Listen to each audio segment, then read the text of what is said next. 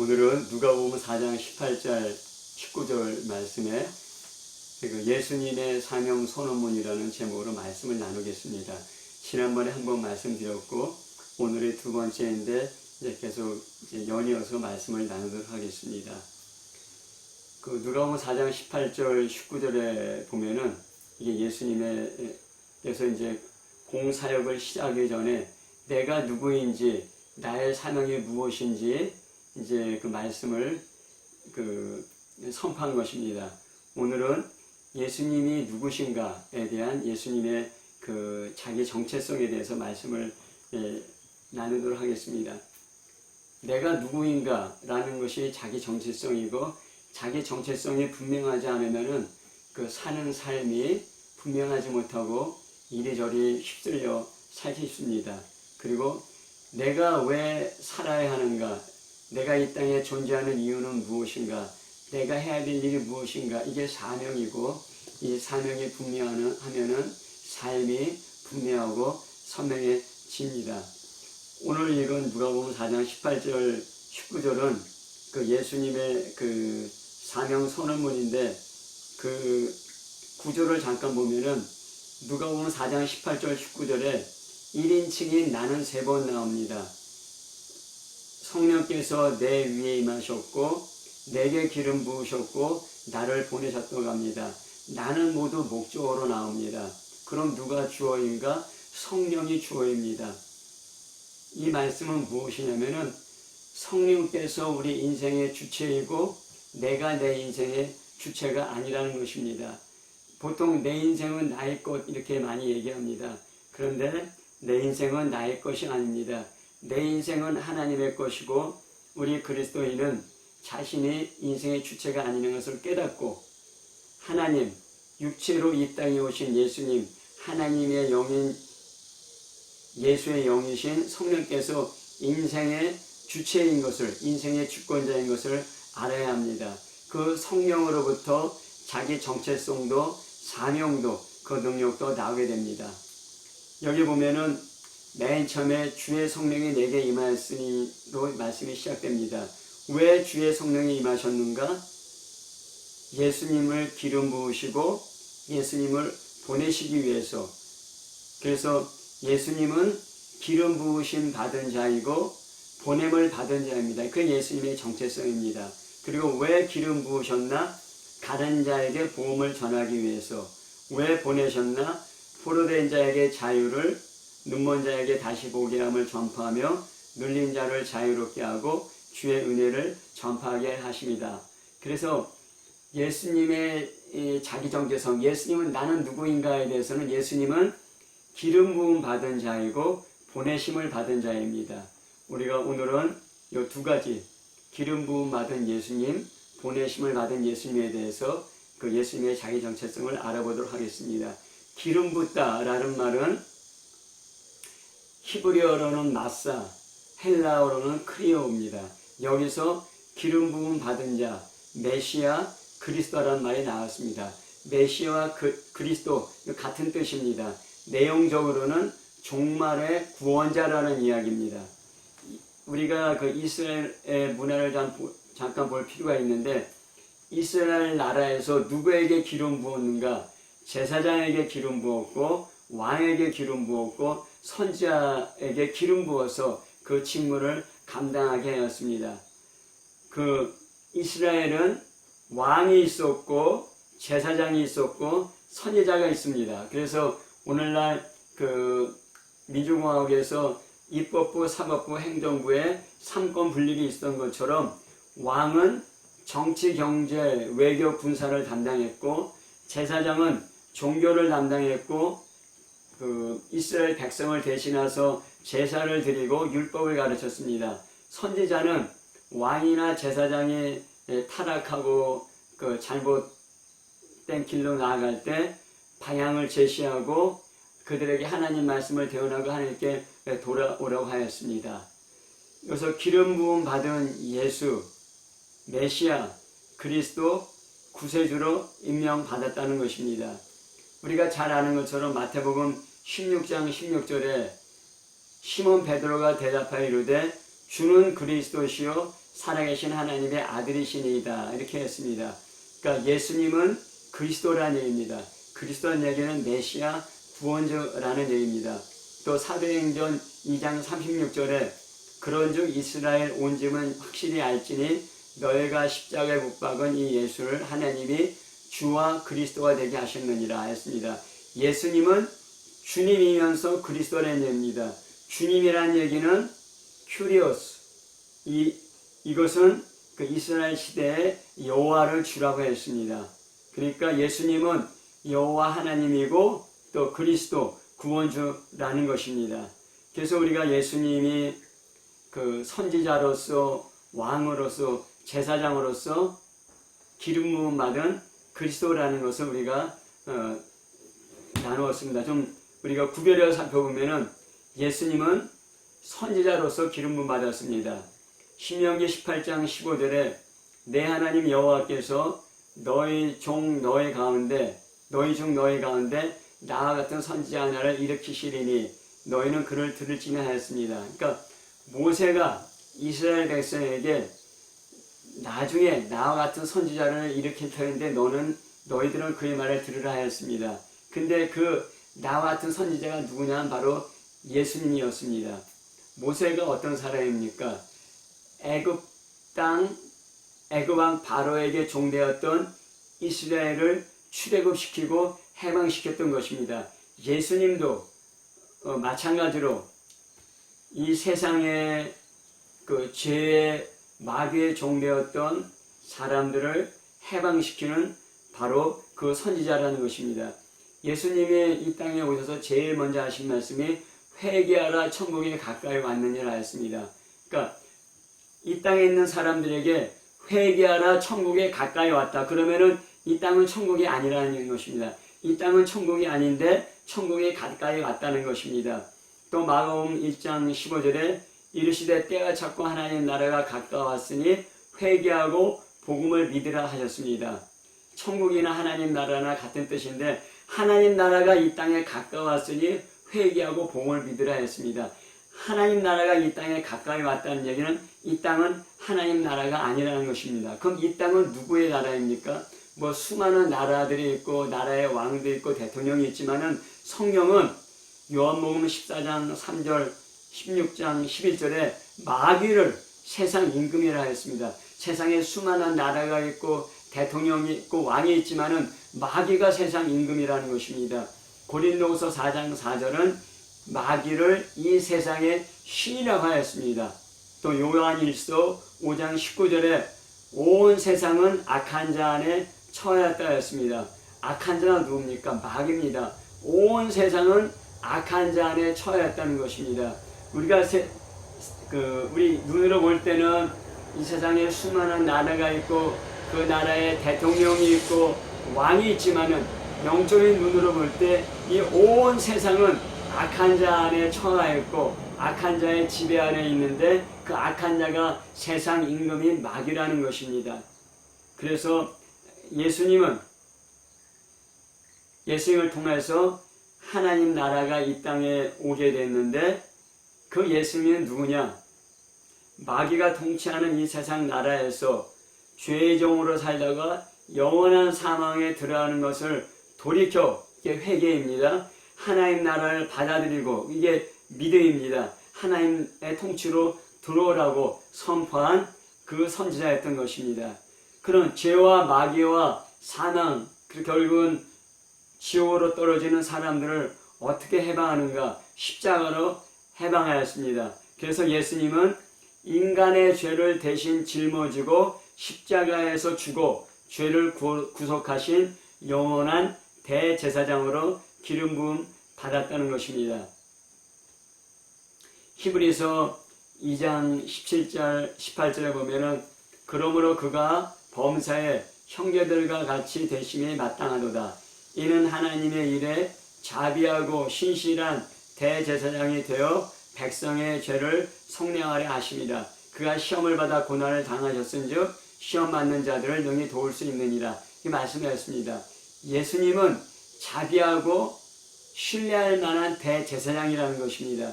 또 똑같은 말씀이 히브리서 4장 14절에 있습니다. 그러므로 우리에게 큰 대제사장이 계시니 승천하시니 곧 하나님의 아들 예수시라. 우리가 믿는 도리를 굳게 잡을지어다. 우리에게 큰 대제사장이 있는데 바로 승천하신 하나님의 아들 예수시라는 것입니다. 예수님은 대제사장으로서 우리 죄를 지고 십자가에서 못 박혀 죽으시고 그리고 부활 승천하여서 우리 죄에서 그리고 또 죄를 통한 마귀의 지배에서 우리를 해방하셨다는 것입니다. 그래서 히브리서 7장 24절 25절에 보면은 예수는 영원히 계심으로 그 제사장 직분도 갈리지 아니하느니라. 그러므로 자기를 힘입어 하나님께 나아가는 자들을 온전히 구원할 수 있으니 이는 그가 항상 살아계셔서 그들을 위하여 간구하심이라. 옛날에는 이스라엘에는 대제사장이 있는데 대제사장이 살다가 죽으면 다른 사람이 대제사장 되고 계속 대제사장이 바뀌었어요. 하지만 예수님은 바뀌지 않는 영원한 대제사장이 되어서 우리를 온전히 구원할 수 있다는 것입니다. 그리고 예수님은 항상 살아계셔서 우리들을 위해서 간구하신다고. 지금 예수님이 하늘나라에 사시는 일이 무엇이냐? 우리를 위해서 기도하는 것. 그래서 예수님이 제사장의 직분을 하신다고 얘기하고 있습니다. 예수님은 우리의 약함을 아십니다. 예수님은 대제사장으로 우리를 위해서 십자가에서 죽으시고 부활 승천하여서 우리를 위해서 기도하시고 우리를 도우신다고. 그렇게 예수님은 대제사장으로 기름 부음 받았다고 얘기하고 있습니다. 또 예수님은 왕으로 기름 부음 받았습니다. 무슨 왕이냐? 세상 임금 마귀의 왕국을 정복한 영원한 왕으로 기름 부음 받았다는 것입니다. 히브리서 2장 14절 15절에 자녀들은 혈과육에 속하였음에 그도 또한 같은 모양으로 혈과육을 함께 지니심은 죽음을 통하여 죽음의 세력을 잡은 자 곧 마귀를 멸하시며 또 죽기를 무서워함으로 한평생 매어 종로로 타는 모든 자를 놓아드려 하시니라. 예수님은 죽음의 세력을 잡은 자 마귀를 멸하시고 그 사망으로 말미암아 죄와 사망으로 그 한평생 종로로 타는 자들을 놓아주려고 오신 영원한 왕이라는 것입니다. 마태복음 28장 18절에 예수께서 나와 말씀하여 이르시되 하늘과 땅의 모든 권세를 내게 주셨으니 하늘과 땅의 모든 권세를 가진 예수님의 만왕의 왕이라는 것입니다. 그래서 계시록 19장 16절에 그 옷과 그 다리에 이름 쓴 것이 있으니 만왕의 왕이요 만주의 주라고 이렇게 말씀하고 계신 것입니다. 십자가에서 죽으시고 부활하신 그리고 승천하신 예수님은 세상 임금인 마귀의 종, 죄의 종, 사내의 종에서 온 인류를 해방하시고 그 사람을 성전 삼고 성령으로 또 우리 안에 거하십니다. 예수님은 하나님 보좌 우편에서 우리를 위해서 기도할 뿐만 아니라 성령으로 우리 마음 가운데 거하신다고 그랬습니다. 그래서 고린도후서 13장 5절에 너희가 믿음에 있는가 너희 자신을 시험하고 너희 자신을 확증하라. 예수 그리스도께서 너희 안에 계신 줄을 너희가 스스로 알지 못하느냐. 그렇지 않으면 너희가 버려온 자니라 했습니다. 예수 그리스도께서 우리 안에 계신다는 것입니다. 예수님은 하늘나라 하나님 보좌 우편에서 우리를 위해서 기도하실 뿐만 아니라 성령으로 우리 안에 거하시면서 말할 수 없는 탄식으로 우리를 위해서 기도하신다고 얘기하고 있습니다. 그래서 고린도후서 1장 22절에 저가 또한 우리에게 인치시고 보증으로 성령을 우리 마음에 주셨느니라. 성령을 우리 마음에 주셨다고 얘기하고 있습니다. 우리 안에 거하시는 성령, 이것은 예수 믿고 구원받을 때 중생하는 것을 얘기하고 우리 위에 임하시는 성령, 이것은 성령 세례, 성령의 기름 부으심을 말합니다. 이 차이가 있는데 우리 나중에 이 말씀을 좀 자세하게 나누도록 하겠습니다. 그리고 왜 성령이 임하시고 기름 부으셨나?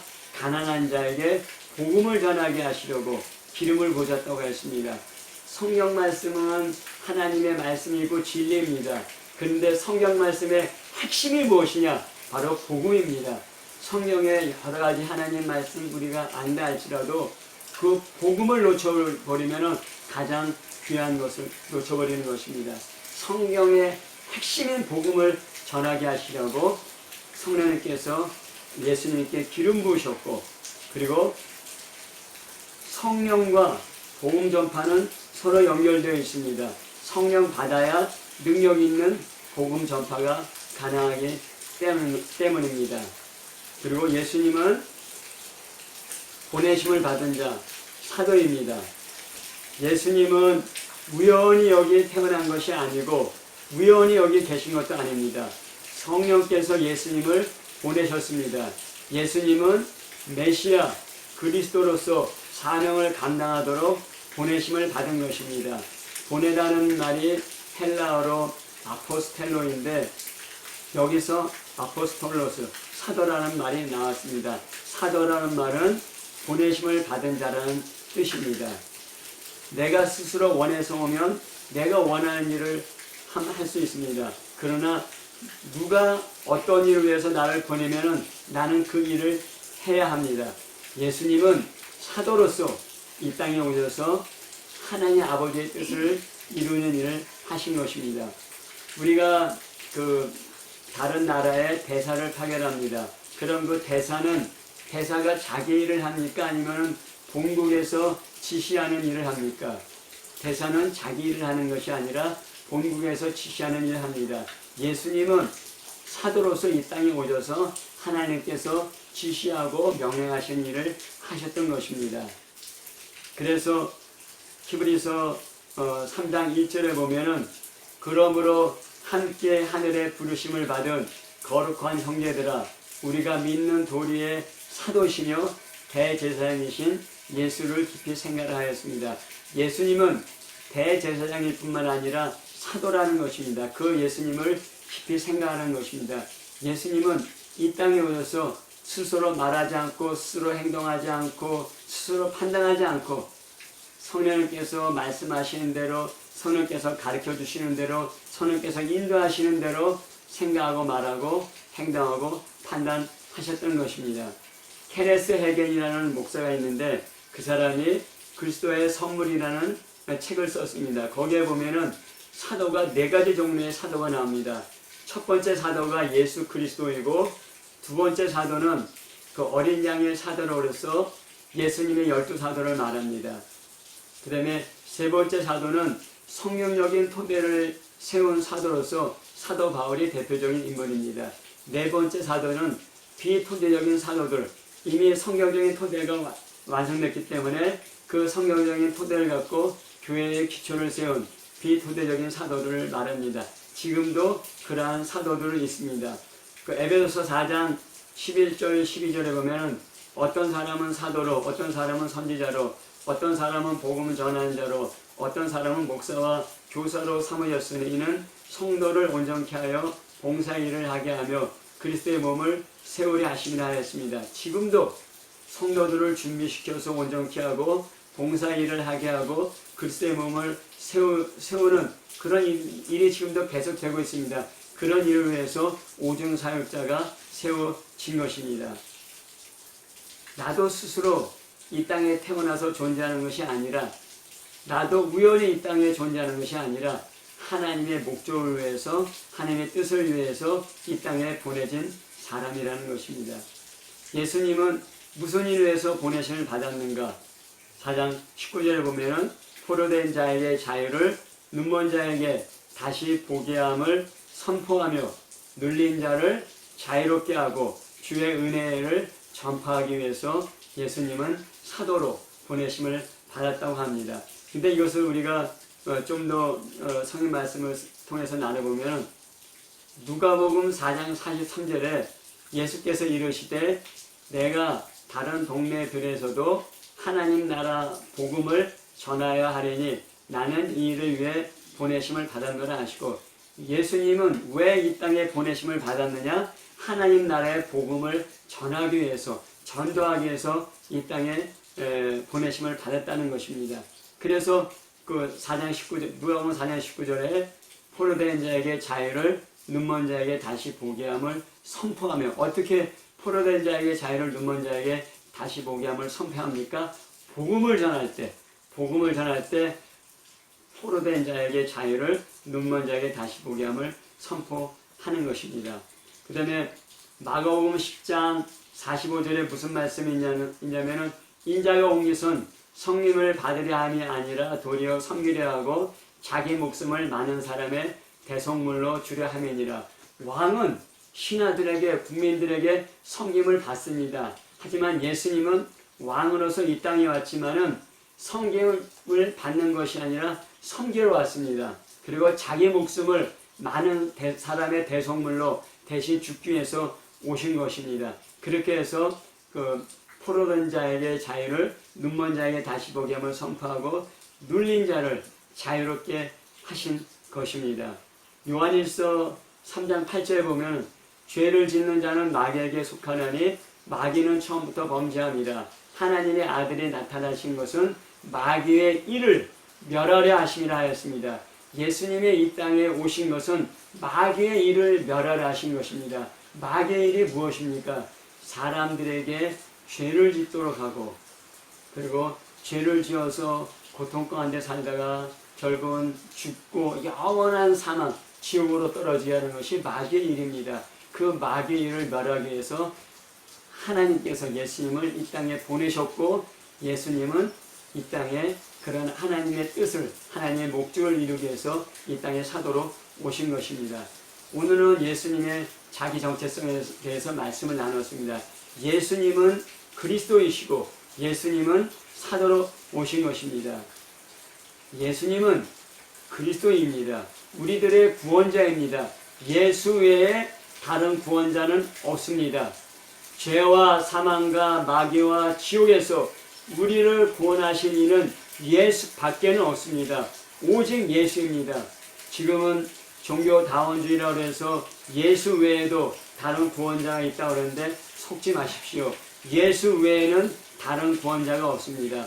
예수 믿고 죄 용서함 받고 구원받는 것은 우리에게 가장 큰 복이 되는 것입니다. 그 예수님이 지금 하나님 보좌 우편에서 우리를 위해서 기도하십니다. 또한 그 예수님이 성령으로 믿는 사람의 마음 안에 계셔서 우리를 도우십니다. 예수님은 이 땅에 계실 때 비난받고 모함받고 배신도 당했습니다. 매맞고 침뱉음을 당하고 십자가에서 죽으셨습니다.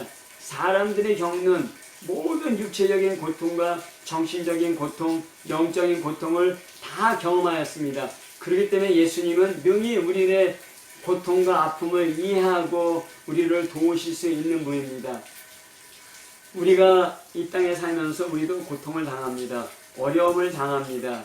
그런데 우리가 겪는 고통과 어려움을 내 아내도 내 남편도 잘 모릅니다.